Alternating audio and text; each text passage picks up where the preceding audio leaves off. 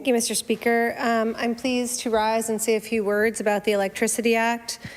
I would agree with my colleague that we remain concerned, as I said earlier, about the lack of detail, about the regulations, but we certainly support this act. Unlike my colleagues in the official opposition, I don't talk about the transition to a clean energy as an if. I believe the member said if we transition from coal to a greener grid, which is mystifying to me that anyone could even have that idea in 2021.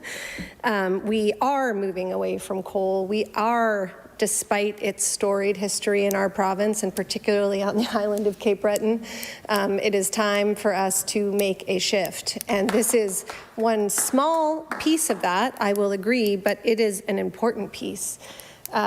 This bill, as we understand it, is in particular actually geared in many ways towards lower income Nova Scotians because it enables solar farms and net metering and all of the things that allow people to access energy, renters, et cetera, can buy into accessing renewable energy without having to physically have a solar panel on their own home. And we appreciate what this means for the solar industry. So we heard many people in law amendments, but also in our caucus offices and on the phone, tell us that this was a positive step forward. And, you know, we appreciate again that what this means for communities who have been held back from being able to access solar. And also, you know, for larger entities that draw from the grid that can now set up substantial solar arrays and be able to take advantage of that and to not have the limit that was formerly in place as to how much energy they could generate and that could be used and not wasted. We introduced an amendment to put a time limit on the introduction of regulations because we want to ensure that this isn't just enabling legislation, as we have seen many times before, but that this happens and happens quickly.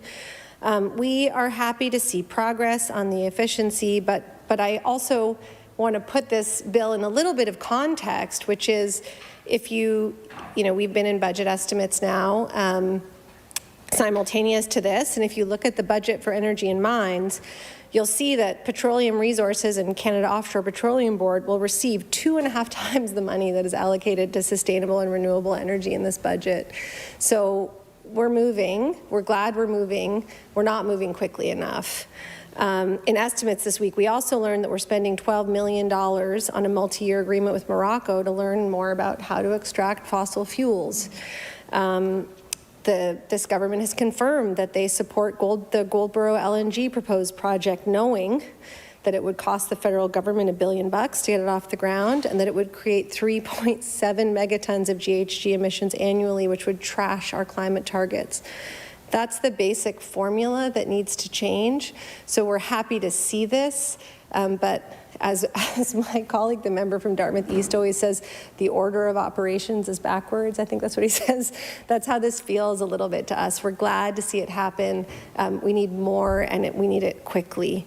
This is a time to make historic investments in a green transition based in renewable energy, but also based in care work, based in green jobs, based in labor. This is what we've been talking about this session. I appreciate that changing the Electricity Act to enable shared and commercial solar problems is a step in the right direction, and we're hoping that it's the beginning of a sprint. We'll be supporting this bill, but tomorrow when students gather across the world for Fridays for Future, know that they are not asking for steps. They're asking for bold transformational action, and we still wait for that to come. Thank you, Mr. Speaker.